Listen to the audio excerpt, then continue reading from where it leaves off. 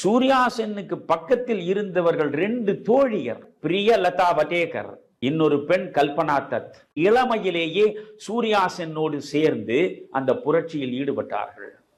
இந்த வெள்ளையர்கள் European club, அந்த கிளப்பில் இவர்கள் அத்தனை பேரும் கூடியிருக்கிற பொழுது இவர்களை கொன்று விடுவது என்று முடிவெடுக்கிறாள்.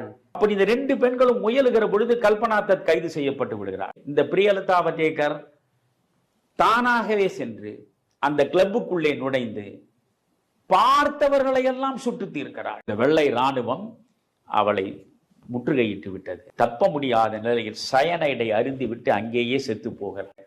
சயனைடை அருந்திவிட்டு செத்த அந்த பிரியலதா வடேகரை பற்றி இன்று ஒரு இளைஞனாவது அறிந்து வைத்திருப்பானா? நாடு கடத்தப்பட்ட கல்பனா தத் மீண்டும் அவர் கல்கத்தாவுக்கு வருகிறார். சமூக சேவையில் இருந்து காலம் முழுவதும் வாழ்ந்துவிட்டு கண்மூடினார். அந்த கல்பனா தத்தை இன்று எத்தனை பேர் அறிந்து வைத்திருக்கிறார்?